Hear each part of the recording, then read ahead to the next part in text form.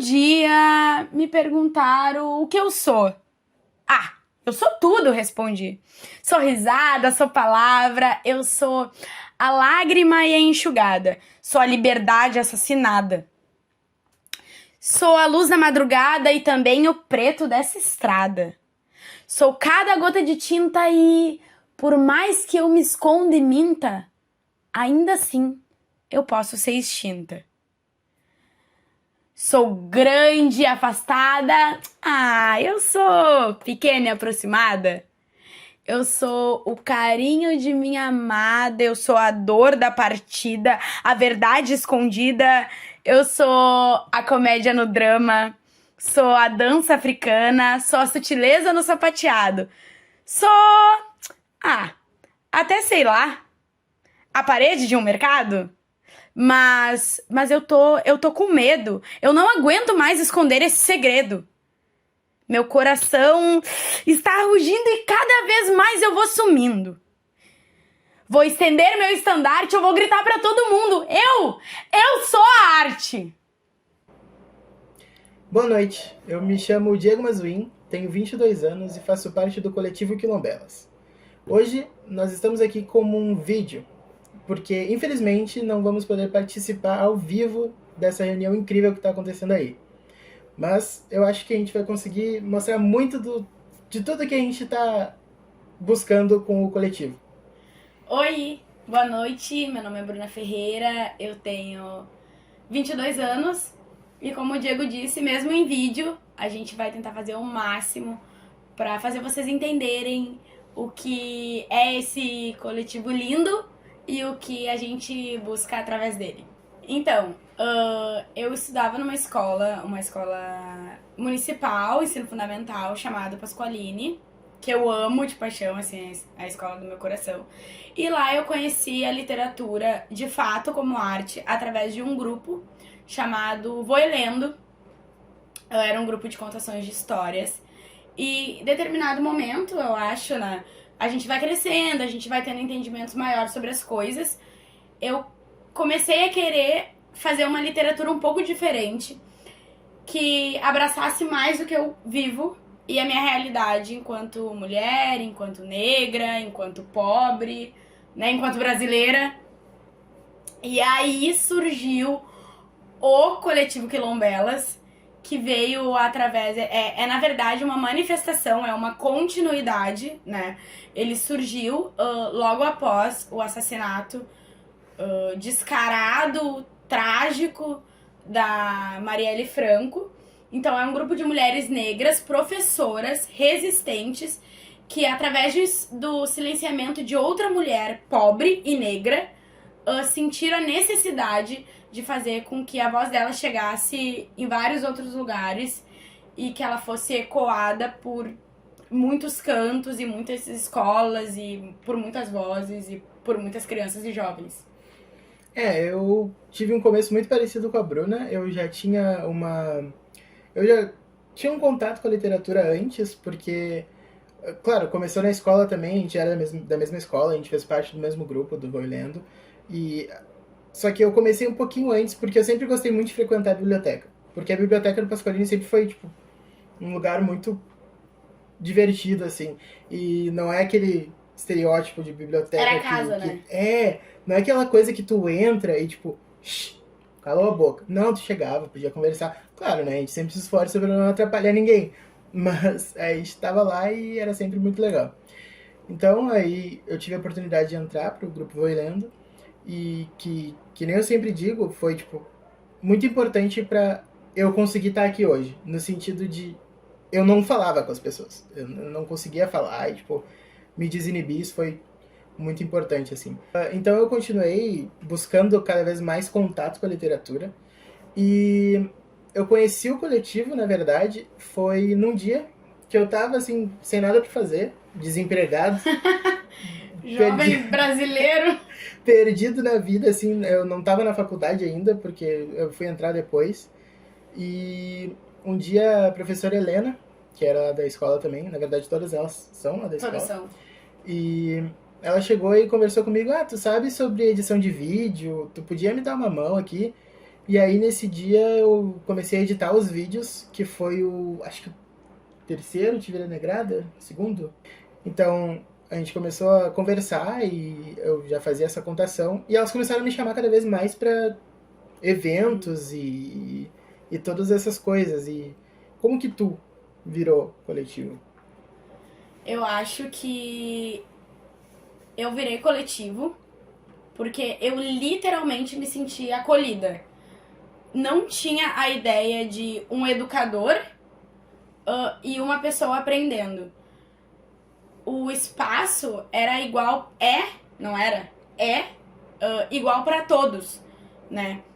Então, quando eu falo que eu sou coletivo, eu me sinto, em alguns momentos, em alguns espaços, em alguns eventos, tão professora quanto elas, de todas as formas. Eu me sinto da mesma forma que eu via elas dentro de sala de aula. Helena Meirelles era minha professora de artes.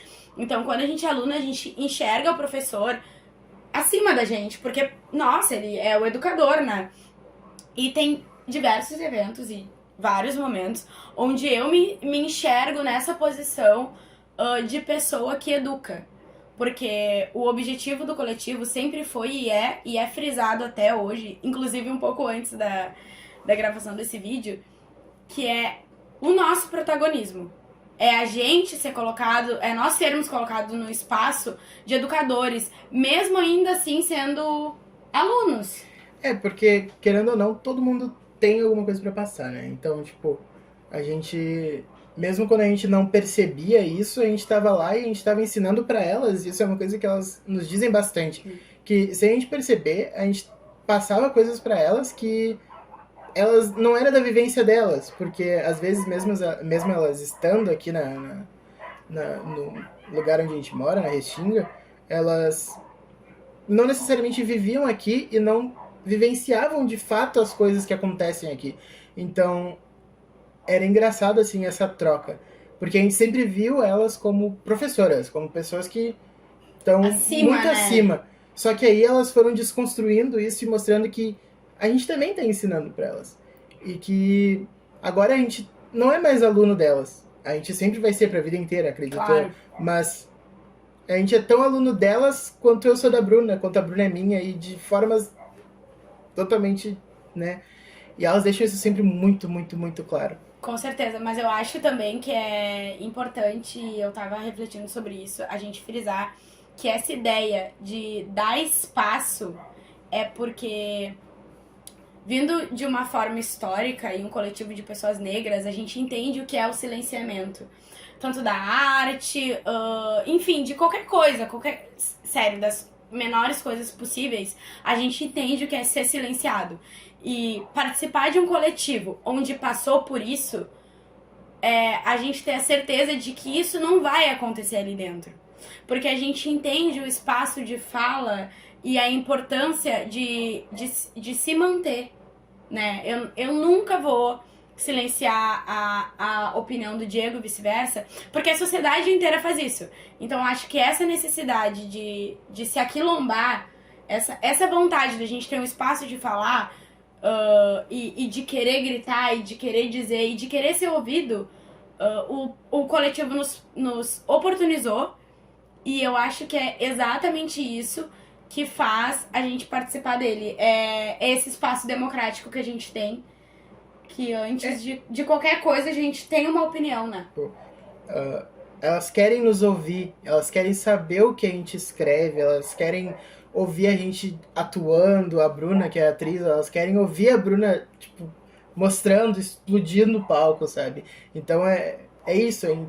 Elas querem os nossos talentos e querem cada vez mais mostrar. Elas querem expor os nossos talentos, elas querem mostrar que a gente tem e que, mesmo sendo o guri preto da Restinga, que nunca pensou em fazer nada da vida, eu posso estar aqui falando com vocês abertamente e que tá tudo bem. E tá tudo bem, a gente tá aqui pra isso. E eu acho que teve vários eventos que acabaram marcando isso. Eu lembro que o meu primeiro evento com o Coletivo Quilombelas... Também o primeiro? Foi o primeiro do coletivo e o meu primeiro foi Foi no dia da mulher latina, caribenha, e aí a gente tava num evento que era o Supapo Poético, se eu não me engano. Se eu não me engano, eu posso estar errada. E aí eu lembro que ninguém tinha nada programado, tinha um espaço de poesia para alguns poetas que haviam se inscrito, e a gente não tinha programado nada, e elas só me jogaram em cima do palco e falaram, tipo, vai, Brilha. o mundo tem que te ouvir. E eu fui no maior medo, o mundo me ouviu, fui convidada depois. E eu acho que um dos momentos que marcou isso pra gente foi quando a gente foi na Uniriter. Eu lembro que eu me senti deslocada, era um espaço inteiramente branco e muito fora da nossa realidade, era tipo tudo surreal. E a gente se aquilombou lá, né? Cara, eu acho que um jeito de ver isso, eu espero que ninguém leve isso de uma forma ofensiva, mas um jeito de ver isso pensa que tu é da Terra e tu tá indo pra Marte. Tu nunca pensou que tu ia pisar lá. Aí tu pisa.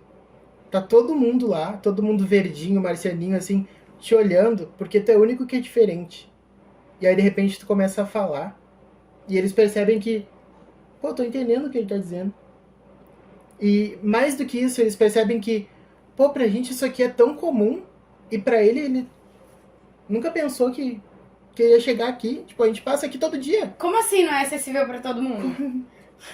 sabe? Como assim privilégios? E acho que nesse dia, inclusive, teve uma coisa muito bonita que aconteceu, que o Vinícius, que é um outro participante também Vinícius Par de Linhas, né? Isso. Ele também participa aqui do coletivo.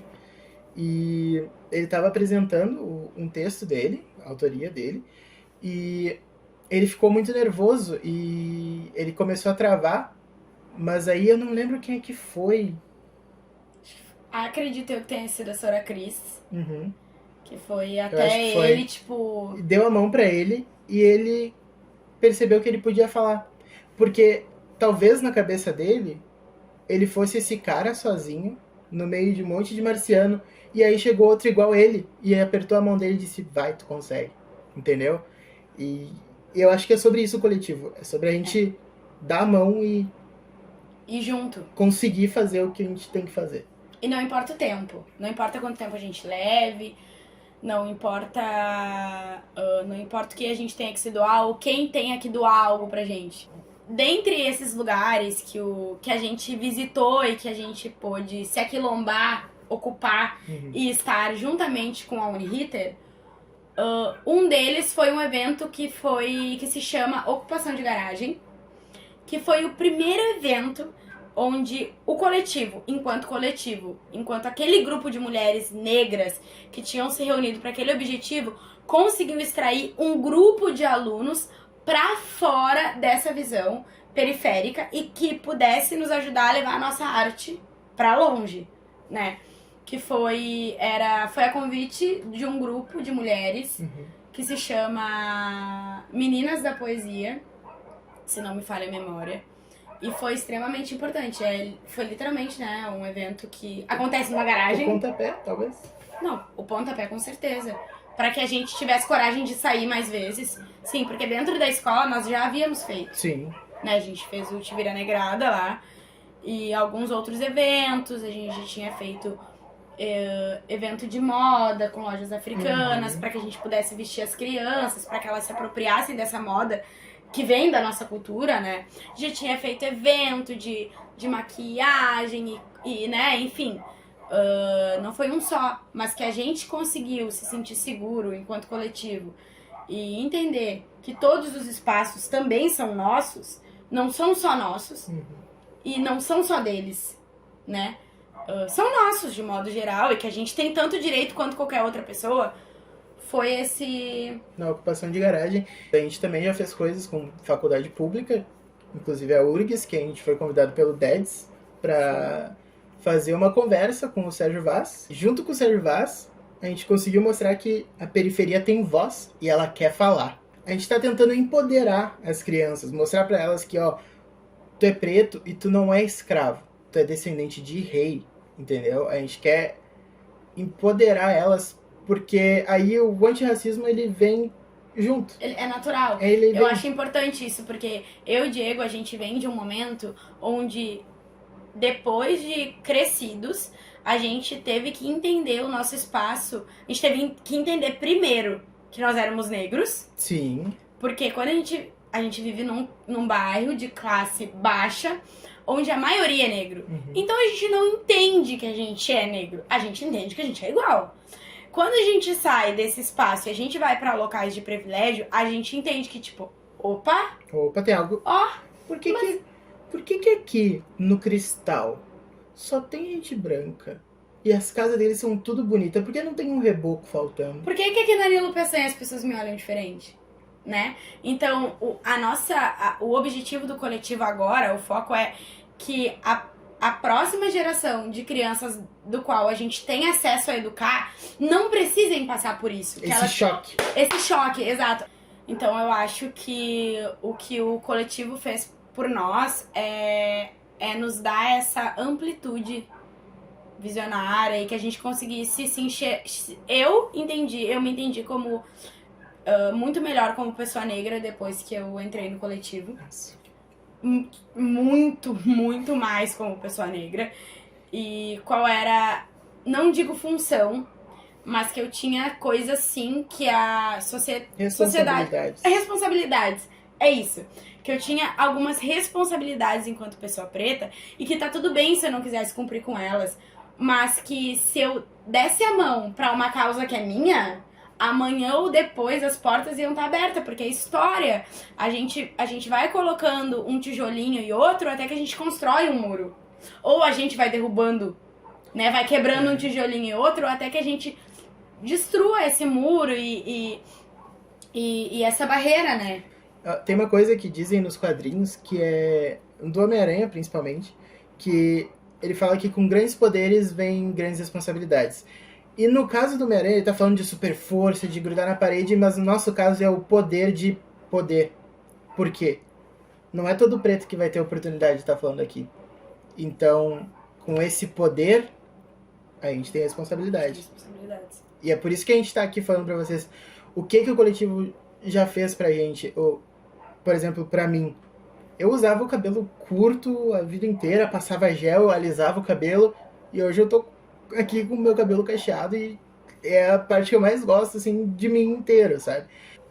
Voltando um pouco no que a gente tinha falado sobre a gente como protagonista do coletivo, o jovem como protagonista, eu também queria falar que a primeira apresentação que a gente teve, que foi a Bruna fazendo lindamente o trabalho dela de contação e de atuação também, ela fez de um texto meu, que é a arte, então isso é a mostra que o coletivo nos abraça, entendeu? Tipo, é um texto meu, apresentado por ela, que nenhum professor ajudou, nenhum professor atrapalhou, o que seja, e eu acho que é sobre isso.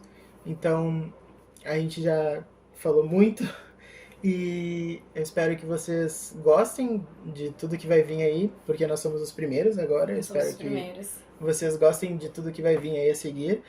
Se quiserem saber do nosso trabalho, quanto coletivo, quanto a gente, vai ter tudo aqui na descrição do evento. E eu só posso convidar vocês para fazer parte e se aquilombar com a gente. Se aquilombar com a gente. Mas eu queria dizer só uma pequena coisinha antes da gente encerrar a nossa participação, a nossa fala, a nossa contribuição.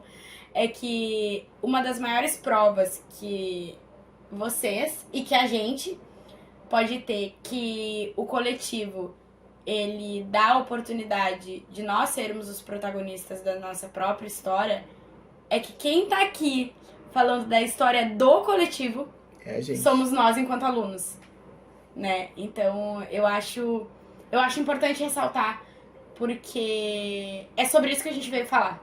E também, outra coisa que ela usou a palavra alunos, mas na verdade essa é uma palavra que a gente não usa. A gente não usa. A gente não diz aluno, a gente não diz professor, porque nós somos coletivo. É a Bruna, é o Diego, é a Helena, é a Jana, é a Cris, é a Ana, entendeu? É todo mundo. A gente não é hierarquia, entendeu? A gente tá aqui como Um só. Não é uma monarquia, elas são as rainhas, né? Embora pudessem, Se quiserem, inclusive se quiser ter uma aula de história. se quiserem, podem, mas não é. E... Não é sobre. E não tá- é sobre isso, e tá tudo E bem. tá tudo bem. Então é isso. Obrigado. Espero que curtam bastante o que tá por vir. E até! Até. Beijo.